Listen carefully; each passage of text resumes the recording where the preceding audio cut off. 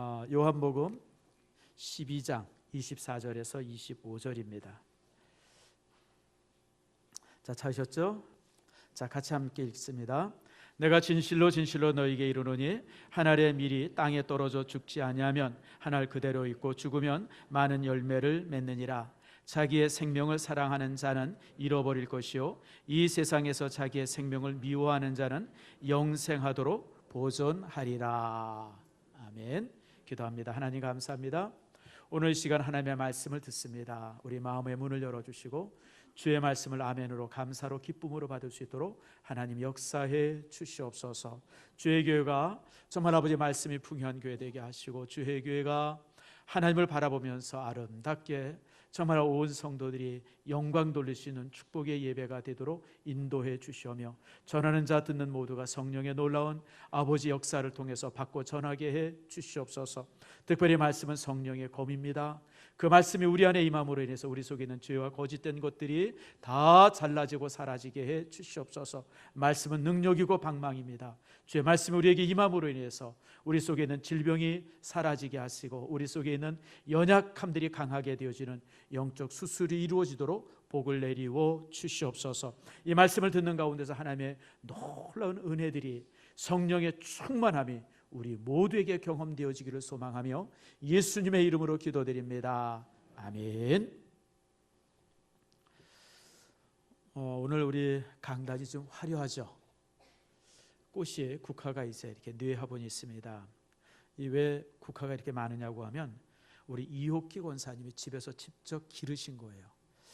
나는 이렇게 이쁜 꽃들은 화원에 가서 사야 되는 줄 알았는데 참 우리 권사님이 재주가 많으시더라고요. 그래가지고 직접 키운 걸 이제 교회 옥상에서 이제 한 달 정도 저 이렇게 잘 이렇게 만든 다음에 이제 이렇게 이제 내왔습니다. 이쁘죠? 여러분 누가 그러더라고요. 자기 마음에 꽃이 있는 사람이 꽃이 이쁜 줄 안대요. 이쁘죠? 예, 그러니까 대답이 달라져. 예, 우리 이쁜 꽃이 이렇게 있습니다. 꽃이 이렇게 이쁘지만 근데 참 재밌는 것은요. 꽃은 잠깐 피다지죠. 그래서 근화 그 일조 뭐라 그러죠? 그건 일조망인가? 일조몽. 그러니까 꽃이라고 하는 것이 기껏 이쁘게 펴봤자 며칠 못 간다라고 하는 말을 그렇게 이제 하고 그럽니다. 사실 그렇습니다. 우리가 보통 이제 인생의 꽃을 피웠다라고 하는 얘기들을 종종 해요. 어떤 사람들이 참 이렇게 삶에 굉장히 큰 성공을 이루었을 때 그 사람은 성공했다, 꽃 피웠다. 보통 이제 그렇게 말을 많이 합니다. 근데 사실은 꽃 피웠다라고 하는 말이 넌 그렇게 썩 좋아 보이지가 않아요. 왜냐하면 꽃 피웠다고 하는 것은 꽃은 피웠지만 또 시간이 지나면 또 금방 지잖아요. 화려하게 피웠던 꽃 이후에 또 꽃이 지고 나서 갖는 그 허탈감들, 참 그런 것들이 참 굉장히 힘들다고 하는 것들 종종 듣습니다. 성도는 성도의 삶이란 꽃을 피우는 삶이 아니라 사실은 열매를 맺는 삶입니다. 우리가 정말 인생을 살아가면서 남들 앞에 화려하게 보이지 않고 다른 사람들에게 박수갈채를 받지 못하지만 그러나 삶 속에서 정말 좋은 열매들, 아름다운 열매들이 알알이 맺혀지는 것, 그것이 바로 성도의 삶이죠. 교회도 그런 것 같아요. 교회도 보면 꽃성도가 있습니다. 드러나는 일에만 관심이 있고 이름이 나야 되고 무대에 서야 하고 자기가 나서야 직성이 풀리는 사람들이 종종 있어요. 그리고 자기가 아니면 절대 일이 안 된다고 생각하는 사람들이 있어요. 꽃과 같은 성도죠. 근데 제가 두고 보니까요, 따라합시다. 그 사람이 없으면 더 잘 되더라. 근데 혹시 이걸 누가 알까 봐 또 이제 일에서 못 떠나요. 나 없이도 일 잘 되면 어떡하나 그게 걱정이 돼가지고. 여러분 사실이 그래요. 우리가 나 없이는 일이 안 된다고 생각하지만 여러분 그런 일은 하나도 없어요. 나 없으면 솔직히 얘기하면 더 잘 돼요. 더 잘 돼. 그게 삶이에요. 그래서 여러분 우리가 교회 안에서나 또 교회 바깥에서 이런저런 모습에서 꽃과 같은 사람 되지 않기를 축복합니다. 막 박수 좋아하고 사람들이 높여주는 거 좋아하고 자기 이름 나는 거 좋아하고 그게 얼마나 허무한 짓이에요. 제가 볼 때 참 부끄러운 거죠. 그러나 여러분 우리 성도는 열매를 가져야 합니다. 이름 없이 사람들의 갈채를 받지 못할지라도 삶 속에서 크든지 작든지 열매가 맺어지고, 그런 열매를 통해서 교회가, 내 주변에 있는 사람들이, 가정이, 내 자녀들이 정말 잘 익어가고 자라간다고 하면 그것 이상 아름다운 것이 어디 있습니까? 이런 사람들은요, 자신이 사람의 마음에 들려 하지 않고 하나님의 마음에 들려고 애쓰는 사람입니다. 사람들에게 드러나지 않아 찬사는 받지 못해도 정말 하나님의 가슴을 뛰게 하고 목회자의 가슴을 뛰게 하는 사람들입니다. 없는 듯 드러나지는 않지만, 그러나 항상 귀한 결실로 인해서 많은 사람들이 그 속에서 기쁨을 갖고 삶의 부유함을 갖고 하나님 앞에 영광이 되는 그런 사람이죠. 우리가 정말 그런 삶을 지향해야 하고 그런 삶을 갖도록 우리가 애써야 합니다. 그래서 성도는 사실 우리가 꽃을 좋아하고 꽃을 기뻐하지만 꽃과 같은 인생이 아니라 정말 인생 속에서 아름다운 열매들, 정말 남들 바라볼 때는 전혀 드러나는 것이 없고 전혀 화려함이 없고 남들 바라볼 때는 정말 보잘것없지만, 그러나 삶 속에서는 좋은 열매들, 나를 통해서 아이들이 잘 자라가고, 나를 통해서 교회가 든든히 세워져 가고, 나를 통해서 다른 사람들에게 좋은 영향이 끼쳐지는, 이게 이 열매 성도거든요. 이런 열매를 맺는 그런 모습이 여러분 안에 있기를 축복합니다. 전주에는 제가 여러분, 우리가 잎이 무성한 것이 아니라 열매가 있어야 된다고 하는 말씀을 드렸고, 오늘은 우리가 이제 어떻게 하면 열매를 맺으며, 그리고 우리가 맺어야 될 열매들이 무엇인가를 여러분들과 함께 나눠보려고 합니다. 자, 오늘 말씀 우리 봅시다. 24절과 25절 우리가 다시 한번 읽겠습니다. 자, 시작. 내가 진실로 진실로 너희에게 이르노니 한 알의 밀이 땅에 떨어져 죽지 아니하면 한 알 그대로 있고 죽으면 많은 열매를 맺느니라. 자기의 생명을 사랑하는 자는 잃어버릴 것이요 이 세상에서 자기의 생명을 미워하는 자는 영생하도록 보존하리라. 제가 이 말씀을 왜 다시 읽었냐면요, 이 말씀이 굉장히 중요합니다. 자, 먼저 25절 말씀 봅시다. 자기의 생명을 사랑하는 자는 잃어버릴 것이다. 이게 뭔 말이에요? 나를 사랑하지 말라는 얘기입니까? 여러분, 성경은요 자신을 사랑하라고 하는 얘기를 참 많이 해요. 근데 오늘은 자기를 사랑하는 자는 잃어버린다. 이건 다른 의미입니다. 이 말씀을 이해하려면 24절 말씀을 알아야 돼요. 24절이 뭐라고 합니까? 한 알이 밀알이 떨어져서 죽으면 많은 열매를 맺느니라. 다시 말하면 열매를 맺기 위해서 자신이 죽어져야 되는데, 자신이 죽지 않고 그래서 열매를 맺히고 그냥 아둥바둥 사는 사람들은 어떻게 된다고요? 잃어버린다. 잃어버린다고 하는 의미는 하나님으로부터 잃어버려진다는 거예요. 다시 말하면 버림받는다는 겁니다. 좀 더 자세히 말하면 하나님 나라에 들어가지 못하고 지옥의 버림을 받게 되어진다, 이런 뜻이에요. 여러분, 화려하게 꽃만 피우고 아무 열매가 그 삶 속에 맺어진 것이 없다고 그러면 하나님께서는 그런 사람들을 버려버립니다. 가장 불행하죠. 세상에서는 화려할 수 있지만, 많은 사람들에게 박수를 받고 많은 사람들이 칭송을 할 수 있지만 사실은 버림받은 사람이 되고 만다고 하는 거예요. 반대로 그 다음 구절 25절 후반절에 보니까 이 세상에서 자기 생명을 미워하는 자는, 나를 미워한다, 이 말씀의 의미는 열매를 맺기 위해서 나를 죽인다고 하는 뜻이에요. 열매를 맺기 위해서 자신을 죽이는 사람들은, 값진 열매를 위해서 자기를 희생하는 사람들은 어떻게 해요? 영생하도록 보존되어진다. 다시 말하면 하나님 나라에 들어간다고 하는 것이에요. 하나님께서 그를 자신의 나라에 영접하고 하나님과 함께 영원히 사는 사람으로 그를 남겨주시겠다라고 하는 말씀이 25절 말씀입니다. 그러면 여러분들 기억할 것은, 열매를 맺기 위해서는 내가 죽어야 합니다. 내가 낮아져야 되고요, 내가 사라져야 합니다. 그래서 열매가 맺어져요. 사람들이 왜 열매를 맺지 못하냐면 항상 자기가 꽃이 되기를 원해요. 자기가 화려하기를 원하고 자신이 박수 받기를 원하고 막 그러니까 사실 그 사람을 통해서 한순간에 화려함을 볼 수 있지만 정말 값진 열매들은 그 삶 속에서 드러나질 않는 거예요. 여러분, 열매라고 하는 것은, 열매는 내가 죽을 때 되어져요. 오늘 주님이 그러셨잖아요. 특별히 24절과 25절 말씀은 주님께서 자신을 향해서 하신 예언이에요. 내가 여기서 죽어질 때 너희들이 살 것이다 라고 하는 그 말씀인 겁니다. 여러분, 예수님은 잘 아는 것처럼 우리가 하나님의 아들입니다. 독생자이십니다. 그 독생자 예수님께서 이 땅에 오셔서 화려하게 살다가 많은 사람들에게 영광을 받고 칭송을 받고 경배를 받다가 그냥 하나님의 나라에 가셨으면, 이 땅에 있는 수없이 많은 사람들, 수천억의 인구들은 다 지옥에 가서 여러분 다 버림받아서 그런 삶을 살 거예요. 근데 주님께서는 이 땅에 오셔서 고난받고 심지어는 양손에 못이 박히시고 발에 못이 박히시며 그리고 또 옆구리에 창에 찔려서 물과 피를 다 쏟으시고 머리에 가시관을 쓰시고 돌아가셔서 이 땅에 수없이 많은 생명들이 그 예수님의 십자가 안에서 다시 거듭나지고 영생의 생명을 얻게 되어졌어요. 여러분 바로 주님이 그걸 말하는 겁니다. 내가 죽어야 너희들이 산다고 하는 거예요. 내가 죽어질 때 너희들이 다시 살 것이다. 이 말씀을 오늘 주님께서 예루살렘을 향해 올라가면서 제자들에게 주신 말씀이 바로 이 말씀이 되어집니다. 성도 여러분, 그렇습니다. 내가 죽었고 내가 낮아지고 내가 희생되어질 때 값진 열매가 주어지는 거예요. 동시에 이 말씀은 우리에게도 동일합니다. 여러분 우리가 이 땅에서 값진 열매를 맺기를 원한다고 그러면 나를 통해서 사람들이 생명을 얻고 나를 통해서 교회가 부흥되어지고 나를 통해서 정말 이 공동체나 내 가정이 또 뭐 내 주변 속에 있는 사람들이 정말 좋은 열매가 맺어지기를 원한다고 그러면 내가 희생되어져야 돼요. 그럴 때 열매가 맺어집니다. 성도 여러분 가만히 보세요. 왜 가정에 문제가 있고 왜 공동체 안에 문제가 있어요?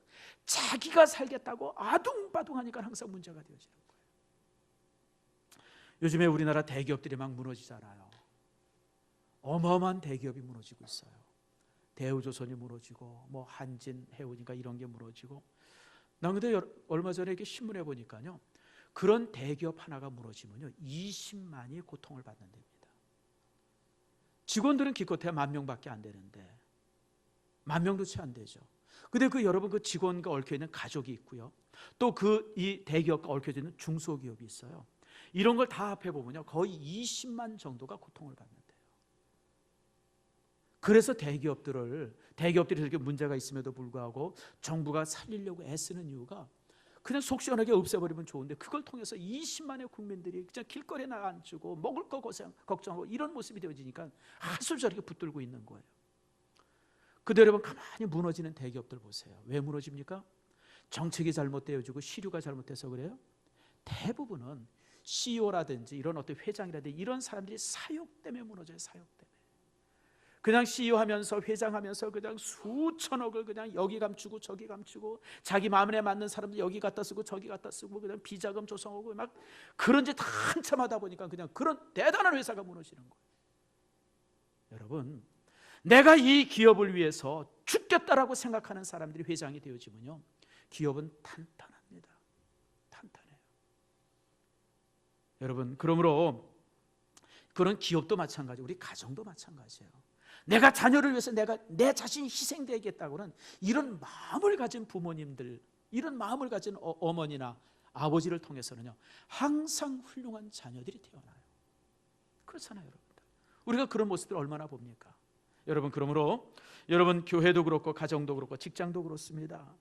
여러분 우리가 죽어질 때 이렇게 좋은 모습이 되어지는 것이죠. 여러분 그러므로 참 우리 모습 속에 이렇게 정말 죽어질 때 희생되어질 때 열매가 있다고 하는 사실을 항상 기억하세요. 내가 화려하게 꽃을 피운 다음에 나를 통해서 좋은 열매 맺겠다? 아니에요, 여러분. 그런 것은 성경 어디에도 없고요, 세상 어디에도 없어요. 제가 그러면서 나름대로 가만히 생각해 봤어요. 여러분 화려한 꽃을 피우는 이 꽃 속에서 아주 좋은 열매 맺는 거 보셨어요? 좋은 열매 맺는 나무들은요 꽃도 작습니다. 보잘것 없습니다. 그런 나무들이 정말 좋은 열매들을 맺더라고요. 그래서 여러분들 정말 우리의 삶 속이 이런 화려함을 추구하는 삶이 아니라 나를 희생하고 죽어지면서 정말 나를 통해서 좋은 열매가 맺어지기를 소망하는 그런 삶이 되어지기를 축복합니다. 자, 그러면서 우리가 맺을 열매들이 무엇이 있느냐라고 하는 겁니다. 그것이 바로 생명의 열매입니다. 예수님께서 자신을 죽어가면서 수많은 생명을 살리셨던 것처럼 우리 또한 나를 희생하면서 생명을 만들어야 됩니다. 여러분 교회가 교회답다고 하는 것은 항상 그 교회가 생명의 열매가 있을 때 교회가 교회다운 겁니다. 여러분 그래야 교회가 살아있는 교회입니다. 아무리 행사를 잘하고 회의를 많이 모이고 프로그램이 많고 훈련하고 막 이러는데도 불구하고 교회가 새 생명이 없다고 그러면 그 교회는 죽은 교회든지 아니면 병든 교회입니다. 성도도 마찬가지입니다. 뭐 이런 거 저런 거 많이 하고 막 그런데도 불구하고 그 사람을 통해서 어떤 생명도 구원받지 못했다고 하면 그 사람은 둘 중에 하나예요. 병들었든지 죽었든지 둘 중에 하나입니다. 여러분, 병든 나무에 열매가 없고요, 죽은 나무에 열매가 없습니다. 저는 우리 교회가 매 주일마다 그래도 한두 성도가 등록하고 또 매달마다 또 이제 세 가정, 네 가정 이런 성도들이 어떤 확신발에 수료도 하고 또 세례도 받는 모습을 볼 때마다 항상 제가 감격해요. 왜냐하면 내 주변에 있는 많은 교회들이 새 생명들이 없어요. 그래도 우리 교회는 우리 성도들이 이처럼 생명을 위해서 희생하고 최선을 다하면서 교회가 이처럼 세워져 가고 커가고 날마다 조금씩 부흥되어 가는 모습을 볼 때 얼마나 참 감사하고 감격스러운지 몰라요. 야, 우리 교회에서 이렇게 희생되는 사람이 있구나. 참 그렇죠. 여러분, 그렇습니다. 교회라고 하는 곳은 항상 생명의 역사가 있어야 합니다. 생명의 역사가. 많은 교회가 항상 고민하는 것 중에 하나가 뭐냐면 세례자가 없다고 하는 거예요. 세례자가 없다고 하는 얘기가 뭡니까? 결신 성도가 없는 거예요. 이사 와가지고 오는 성도들은 가끔 있어도 정말 예수 처음 믿어가지고 그 속에서 세례받고자 하는 사람들이 없다고 하는 것은 얼마나 이게 참 교회마다 위기고 불행인지 모릅니다.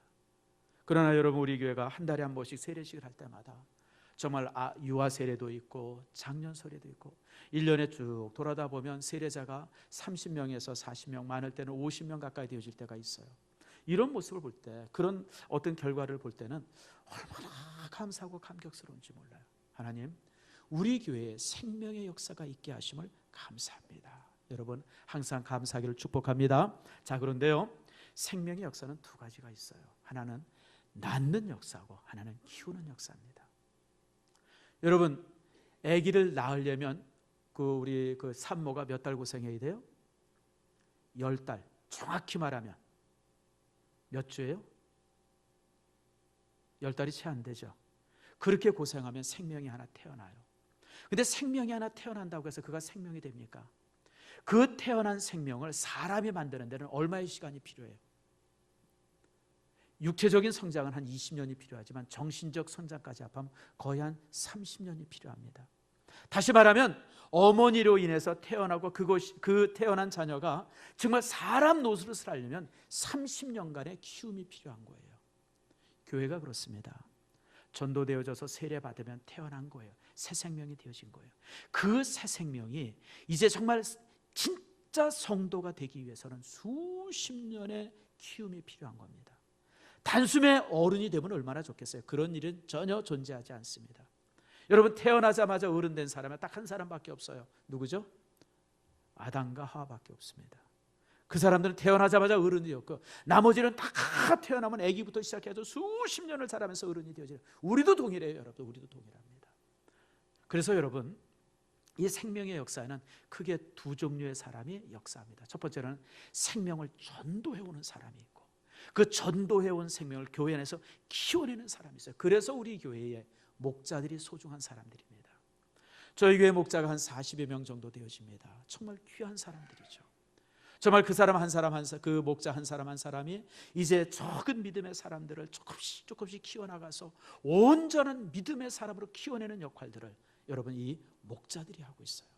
그들의 역할은 정말 소중한 역할입니다. 이처럼 우리가 이런 생명의 열매를 맺기 위해서 애써야 되고 그 열매가 교회 안에 있어야 돼요. 그래서 날마다 교회 내 새 생명의 소개가 있어야 되고, 그리고 정말 성도들이 처음 등록한 성도들이 점점 자라서 서리 집사 되어지고 안수 집사 되고 권사 되어지고 심지어는 장로까지 되어지는 이런 놀라운 성장들이 찬찬히 이루어지는 교회라고 그러면 그 교회는 살아있는 교회고 열매 맺는 교회입니다.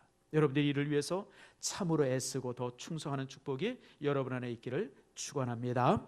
자, 그 다음에 맺어야 될 열매가 있어요. 그것이 바로 뭐냐면 성령의 열매입니다. 근데 이 성령의 열매는 다시 말하면 여러분, 변화의 열매고 성장의 열매입니다. 자, 우리 성령의 열매를 얘기할 때 꼭 봐야 되는 말씀 있죠? 갈라디아서 5장 22절입니다. 다 한번 찾아보길 바랍니다.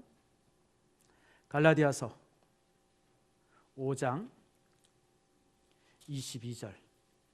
자, 오직 성령의 열매는 하면서 이제 22절과 23절에 나와 있죠. 한번 같이 읽겠습니다. 시작. 오직 성령의 열매는 사랑과 희락과 화평과 오래 참음과 자비와 양성과 충성과 온유와 절제니 이 같은 것을 금지할 법이 없느니라. 자, 거기에 여러분 이 말씀에 아주 중요한 의미가 두 가지 담겨져 있습니다. 오직 성령의 열매는 했을 때 성령의 열매는 단수일까요? 복수일까요? 여러분 잘 보세요. 오직 성령의 열매들은 사랑과 온유와 절제. 여러분 이렇게 넘어가지 않아요. 오직 성령의 열매는 단수예요. 근데 그 성령의 열매 안에 몇 가지 맛이 있어요? 9가지 맛이 있는 거예요. 성령의 열매가 9가지가 아니라 성령의 열매는 하나입니다. 단수 하나. 그 하나 속에 9가지가 들어있다고 하는 거예요. 우리 요즘 이 과일 중에 오미자라는 과일이 있어요. 조그맣게 되어진 거. 그 오미자 차들 가끔 이제 이렇게 마실 기회가 있잖아요. 오미자가 왜 오미자입니까? 이미자 동상이라서 오미자입니까? 오미자는요, 그 조그만 과실 속에 5가지의 맛이 있다는 거예요. 뭐 신맛, 단맛, 쓴맛, 또 무슨 맛이죠? 아무튼 뭐 5가지. 근데 여러분 성령의 열매가 그래요. 우리 안에 성령의 열매가 하나 딱 맺어지면요, 그 성령의 열매 속에 사랑과 희락과 화평과 온유와 절제, 이것이 다 그 속에 함께 포함이 되어 있어요. 가끔 제게 그렇게 얘기하는 사람이 있어요. 목사님, 저는요 사랑의 열매는 맺혀져 있는데 온유의 열매가 없어요. 따라합시다. 거짓말이다. 아니에요 여러분, 그렇지 않아요. 열매라고 하는 것이 한번 맺혀지면 이 9가지가 다 내 안에서, 다만 이것이 어떤 때는 이제 맺혀지면서 작아가지고 있는지 없는지도 모르는 그런 모습일 때가 있는데, 이것이 이제 해가 가면 갈수록 이것이 점점 커지는 거예요. 그래서 풍성한 열매라고 하는 것은 이 성령의 열매가 처음에는 있는지 없는지도 몰랐는데 시간이 지나가면서 점점 커지게 맺혀진다. 그것이 바로 성령의 열매입니다. 자, 그 다음에 또 이 본문 속에서 중요한 것이 하나가 있어요. 그게 바로 뭐냐면, 오직 성령의 열매는 22절과 23절에 있지만 19절 말씀 보세요. 육체의 일은, 이런 말씀이 있어요. 이게 뭐냐면, 과거에 우리가 예수 믿지 않고 과거에 우리가 또 예수를 믿었지만 아직도 육체 속에 헤매고 다니는 사람들은 이러이러한 열매들이 그 속에 있었는데, 성령에 순종하고 성령이 따르던 사람들은 이렇게 변화가 되어진다라고 하는 것이 22절과 23절이에요. 자, 다시 말씀드리면 19절 말씀 보세요. 육체의 일은 분명해요.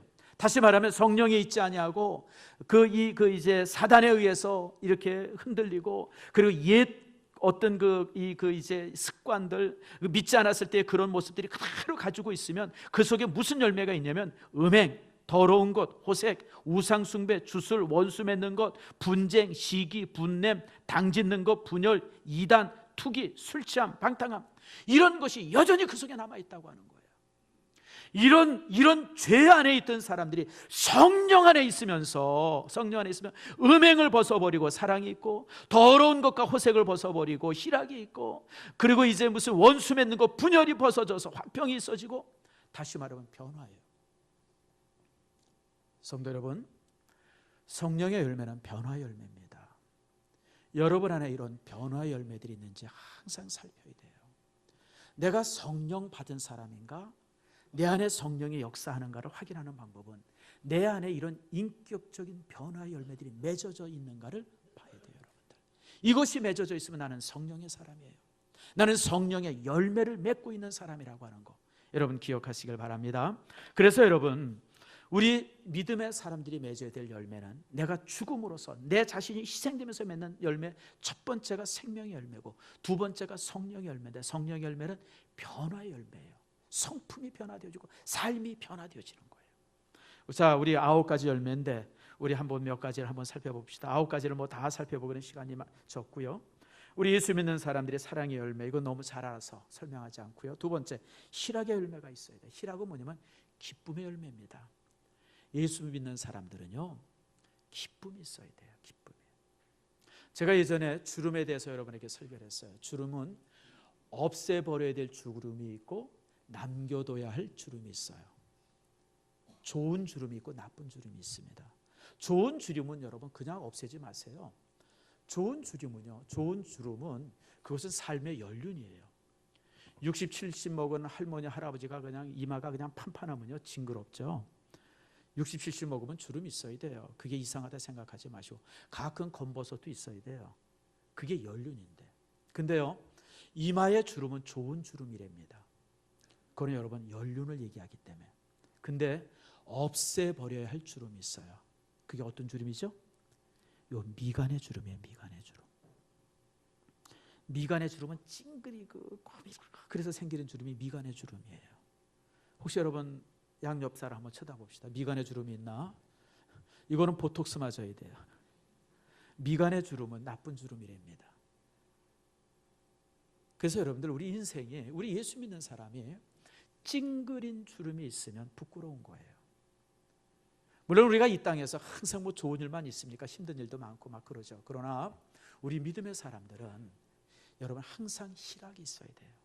이런 일이 생겨도 저런 일이 생겨도 뭔 일이 있어도 항상 기쁨으로 받아들이고 항상 그 부분을 이렇게 정말 이렇게 즐거워할 수 있는. 여러분 예수님은요, 매맞고 예수 때문에 매맞고 감옥에 갇히고 예수 때문에 다 잃어버리고 그러더라도 여러분 내가 주님 때문에 당하는 고통인데 여러분 기쁨으로 그것을 받아들여야죠. 그래서 여러분 희락이 있어야 돼요. 화평이 있어야죠. 여러분 믿는 사람들의 마음속에 항상 평안이 있어야 돼요. 세상이 다 무너지고 청와대가 저 난리친다 그래도 걱정하지 마세요. 이 나라는 누가 지켜요? 누가 지켜요? 하나님이 지켜요. 여러분 하나님이. 여러분 사실 지금 우리나라는 참 위기입니다. 난 6.25만큼 위기인 것 같아요. 세상에 여러분 우리나라가 지금 권력의 중심이 저렇게 엉망이었던 적이 없잖아요. 세상에 권력의 중심 속에 무당이 있고 권력의 중심 속에 이단이 있다고 하는 말은 여러분 상상이 무슨 이런 뚱딴지 같은 얘기가 있어요. 근데 여러분 염려하지 마세요. 대한민국은 누구의 나라요? 하나님의 나라예요. 여러분들. 하나님께서 이 나라를 지금 130년 동안 지켜주시고 붙들어 주셔서 여기까지 온 나라인데 그런 무당 한 사람 때문에 무너진다 그러면 이건 하나님의 나라가 아니죠. 여러분들. 그러므로 여러분들 우리가 이런 상황 앞에서 우리도 그냥 막 정신없이 그냥 막 그러지 마시고 여러분들 우리 믿음의 사람들은 기도하며 지켜보면 돼요. 평안을 가지세요. 화평을 가지세요. 너무 뇌하부동 막 그러지 마시고. 왜냐하면 이 나라는 하나님의 나라예요. 하나님의 나라. 또 우리 예수 믿는 사람이 이제 오래 참음도 있고 또 자비가 있어야죠. 믿음의 사람들은 자비가 있어야 돼요. 특별히 제가 좋아하는 말씀이 양선이에요. 양선. 따라합시다. 양선. 양선이라는 건 뭐냐면 선함이에요. 선함. 선함. 예수 믿는 사람들은 누구에게나 다 선대해야 돼요. 나한테 잘하는 사람한테만 잘하는 거는 따라합시다. 조폭도 한다. 그건 조폭도예요. 조폭도. 내게 잘못하고 나를 힘들게 하는 사람에게도 항상 선을 베풀 수 있어요. 그게 믿음이에요. 쉽지 않죠. 참 쉽지가 않아요. 나도 목사지만 참 그런 부분은 너무너무 힘들어요. 그래도 그래야 돼요. 그게 양선이야. 양선. 그리고 뭐가 있어요? 충성. 충성은 뭐예요? 변하지 않는 거잖아요. 변하지 않는 거. 제가 누누이 얘기를 드려요. 충성이란 변하지 않는 거예요. 그래서 잘해줄 때는 그냥 집사님, 권사님, 목사님, 장로님 그러다가 조금 기분 나쁘면 그냥 찬바람이 쌩 불고 이런 사람은 사귀지 마세요. 무서운 사람이에요. 나중에 뭔 짓을 할지 몰라요. 나는요 어떤 상황이 돼도 변함이 없는 사람들이 좋아요. 그게 충성이에요. 힘들어도 변함이 없고 어려워도 변함이 없고 누가 뭔 소리를 해도 항상 변함없이 자기 자리를 딱 지키는 사람. 그 사람이 진짜죠. 그런 사람은 세상은 진국이라고 그러잖아요. 그렇잖아요 여러분들. 우리 믿음의 사람이 그래야 돼요. 우리 믿음의 사람들이 그냥 조삼 뭐 이런 것처럼 그냥 아침 다르고 저녁 다르고 그냥 오늘 다르고 내일 다르고 정말 그러지 마세요 여러분들. 항상 동일해야 돼요. 그게 충성이죠. 온유. 8째가 온유입니다. 여러분 예수 믿는 사람들의 마음은 온유함이 있어야죠. 사실 제가 목사가 되면서 예수 믿으면서 제일 제가 애쓴 게 이 온유입니다. 저는 사실 온유하지 않은 사람이었거든요. 저는 성미가 굉장히 급한 사람이에요. 그리고 그냥 뭐라 그럴까 좀 아닌 거 이런 걸 그냥 못 보는 사람이에요. 그러니까 그냥 뭔가 좀 잘못됐다 싶으면 그냥 진위와 상관없이 그냥 화부터 내던 사람이 저예요. 제가 청년 시대 때 그러고 살았어요. 그 청년 시대 때 제 별명이 빨치산이었어요. 오죽 그랬으면 친구들이 나보고 빨치산이라 그랬겠어요. 그런데 이제 그거를 변화시키려고 제가 무진장의 애를 써요. 내가 그러지 말아야지. 그래. 그래서 누르고 또 누르고 또 누르고. 근데 이게요, 평상시에는 제가 참 잘 눌러지는데 또 어떤 때는 잘 안 눌러져요. 여러분, 저 볼 때 되게 온유하죠. 모세가 땅에서 가장 온유했느니라 그러는데, 제가 요즘에 볼 때는 정병갑이 이 땅에서 제일 온유했더라, 뭐 그런 말을 해도 참 괜찮을 정도로. 근데 여러분, 참 이 그 과거의 옛 성품들이요, 쉽게 사라지질 않아요. 그래서 참 힘들죠. 근데 여러분, 아무튼 나를 많이 눌러야 돼요. 온유함. 여러분, 모세가 처음부터 온유했던 사람입니까? 모세는 절대 온유했던 사람 아니에요. 모세가 어떤 사람입니까? 뭔가 기분 나쁘다고 그냥 때려 죽인 사람 아니에요. 기분 나쁘다고 사람을 때려 죽이고 야차 싶으니까 어디 갖다 묻어요? 모래 갖다 묻은 사람 아닙니까? 모세는 무서운 사람이에요. 무서운 사람이에요. 여러분, 나중에 이스라엘의 이제 유대인들의 지도자가 돼서도요, 여러분, 모세의 그 성품이 그대로 있잖아요. 얼마나 모세가 화를 냅니까? 세상에 여러분, 십계명 들고 내려오다가 우상 만들었다 십계명을 던져서 깨버린 사람이에요. 야, 모세 성질 참 대단한 사람. 그게 모세예요. 하나님께서 반석을 가리키라 그랬더니 가리키는 게 아니라 두드려 치잖아요. 그냥 반석이 부서지라고. 모세는요, 대단한 성깔의 사람이에요. 그런데 그 모세가 하나님 안에서, 성령 안에서 막 변화가 되어져서, 여러분, 신명기서 마지막에 보니까 모세의 온유함이 승해서 그렇게 온유한 사람은 찾아볼 수 없었다고, 그렇게 온유한 사람이 변화됐어요. 여러분, 여러분들 속에 이런 온유함이 있기를 축복합니다. 그리고 절제예요. 여러분, 이런 성령 안에서, 내가 성령 안에서 살고 성령께 순종하면서 이런 성품들이 내 속에 변화되어져야 돼요. 과거에는 시기하고 분내고 당짓고 분열하고 막 투기하고 술 취하고 방탕했던 내 모습이었는데, 이제 성령 안에 있으면서 온유해지고, 성령 안에 있으면서 어떤 그 참아지고, 성령 안에 있으면서 어떤 그 평안을 갖게 되어지고, 성령 안에 있으면서 진짜 충성이 되어지고, 이런 모습이 되어지는 것, 이게 바로 성령의 열매예요. 또 하나 볼 것은 기도의 열매입니다.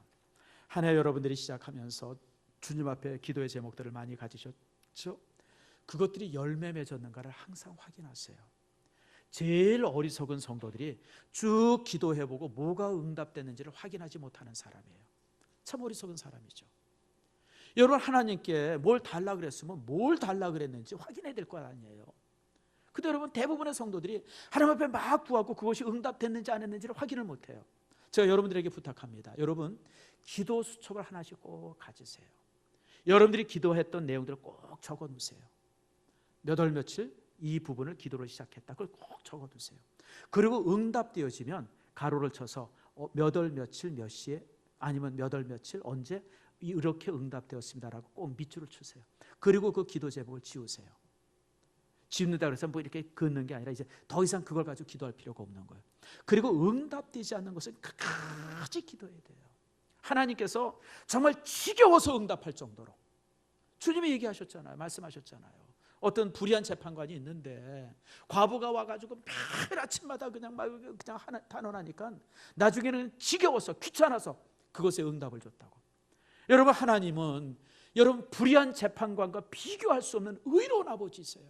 우리가 정말 원통하고 우리가 너무 힘들고 우리가 너무 간절해서 주님 앞에 정말 부르짖고 또 부르짖고 부르짖는다 그러면, 처음에 하나님께서는 거절하셨다가도 우리가 너무 간절하게 부르짖으면요, 응답해 주세요. 믿습니까? 여러분, 그게 우리 속에, 그 제목들, 그 열매들이 우리 속에 있어야 돼요. 내가 정말 몇 년 동안, 내가 몇 달 동안 하나님 앞에 끈질기게 부르짖었더니 이렇게 응답하셨다고 하는 그 응답의 제목들이 여러분의 있기를 축원합니다. 많은 성도들이 기도하는데 뭐라고 기도하냐면요, 돼도 좋고 안 돼도 좋고, 되면 좋고 안 되면 당연한 거고, 이런 식으로 기도해요. 그게 무슨 기도예요? 넋두리지. 그런 건 기도가 아니에요. 우리가 적어도 어떤 제목을 가지고 주님 앞에 기도했으면 그것은 무슨 일이 있어도 응답되어져야 한다고 하는 간절함과 담대함과 분명함이 하나님 앞에 있어야 돼요. 그렇게 기도하세요, 여러분들. 말씀을 맺습니다. 그리고 또 하나의 열매가 있다고 하면 감사 열매입니다. 우리가 1년을 살아오면서 나를 통해서 생명의 열매가 맺어져 있고, 또 내가 하나님 앞에 기도했던 기도의 열매가 있으며 성령 안에 순종하며 살았더니 주님께서 이런 변화의 열매를 주셨다고 하면, 그것에 대한 감사 열매가 우리가 하나님 앞에 드림이 있어야 합니다. 다음 주 우리 11월 첫 주를 우리가 항상 추수감사주일로 지킵니다. 여러분, 우리가 정말 추수감사절을 맞이하면서 단순히 어떤 물질의 감사뿐 아니라 우리가 하나님 앞에 우리 마음의 진정한 감사, 그리고 또 이제 우리의 삶 속에서 주어지는 여러 부분들 속에서 하나님 앞에 참으로 감사하는 이 감사주일이 되어지기를 축복합니다. 여러분, 주님으로부터 받은 게 얼마나 많아요. 아까도 잠깐 말씀드린 것처럼 참 우리나라를 바라보면서 정말 난 얼마나 감사했는지 몰라요. 아니, 이 나라의 대통령이 저런 사람이었나. 그냥 등골이 오싹해요. 식은땀이나. 아니, 이 나라가 5천만의 생명을 쥐고 있는 사람이 저 모습이었나. 여러분, 식은땀 안 나요? 전 식은땀이 났어요. 그런데 여러분, 그럼에도 불구하고 우리나라로 건강하게 굴러가잖아요. 얼마나 감사해요, 여러분. 정말 저는 이 한 주간을 지내오면서 그 전까지만 해도 이거 뭐 서로 권력 싸움 하나 보다 그렇게 생각했다가 이 진실이 드러나면서 우리가 정말 이런 시대를 살았구나. 한순간이 정말 우리가 그냥 어디 이 벼랑 끝에서 살아왔구나, 이 생각을 하니까 너무 하나님 앞에 감사하더라고요. 여러분, 우리 민족을 위한 감사도 크고요, 나 개인을 위한 감사도 크고, 우리 교회를 향한 감사도 말할 수 없어 크죠. 저는 우리 교회를 바라볼 때마다 얼마나 감사가 큰지 몰라요.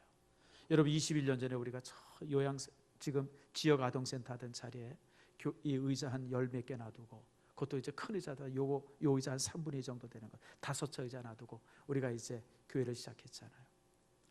제가 이 앞을 지나가면서요, 이 교회를 얼마나 부러워했는지 몰라요. 얼마나. 세상에 어떤 목사는 복이 많아서 저렇게 좋은 건물에서 목회하나. 우리 집사람이랑 지나가면서 여보, 우리도 저런 데서 목회 한번 해봤으면 좋겠어. 그러기를 10년을 이쪽으로 돌아다녔어, 이쪽으로. 세상에, 근데 그렇게 바라보고 달래는 기도도 못했어요. 여러분, 하나님 저 건물 우리 주세요 그러면 여기 있는 교회가 망해서 나가야 되는데, 그런 기도를 목사가 어떻게, 그냥 부러움만 가지고, 세상에 어떻게 어떤 목사는 복도 많지 어떻게 저런 데서 목회를 다 하나. 근데 제가 지금 여기 들어와 있잖아요. 얼마나 감사해요. 저는 지금도요, 설교하기 위해서 내려오면서 5층에서 엘리베이터를 기다리면요, 지금도 이게 꿈인가 생신가 이런 마음이 지금도 있어요. 물론 아직 뭐 우리가 이제 경제적인 문제들, 뭐 은행가에 걸려 있는 문제, 이런 거 저런 거 복잡한 것이 아직도 여전히 남아 있지만 하나님께서 어느 순간에 일순간에 해결시켜 줄 줄 믿습니다. 저는 그래서 별로 걱정 안 해요, 여러분들. 여러분, 이 신성교회가 무슨 정병갑이 교회입니까? 이 신성교회 우리 뭐 장로님들 교회입니까? 누구의 교회죠? 하나님의 교회예요. 하나님의 교회인 신성교회 앞에 우리가 최선을 다해서 내가 가지고 있는 재능들, 능력들, 힘을 다해서 그냥 애쓰고 노력만 하면 누가 주세요? 하나님이 주세요. 아멘 하십니까? 여러분, 교회는 그런 곳이에요. 누가 한 개인 때문에 되고 그 개인 때문에 안 되고, 여러분, 그런 곳이 아니에요. 교회는 하나님의 곳이에요. 하나님이 들어서 쓰셔요. 그러니까 이런 부분을 볼 때 너무 감사하죠. 교회를 봐도 감사하고, 나라 민족을 봐도 너무너무 감사하고요. 여러분, 가정을 한번 돌아보세요. 내 자신을 한번 들어보세요. 여러분, 지난 1년 동안 주님이 주신 은총들이 얼마나 많아요. 이런 부분들이 다음 주일에 정말 하나님 앞에 온전히 감사 열매로 드려줄 수 있는 여러분들 모두가 되어지기를 축복합니다.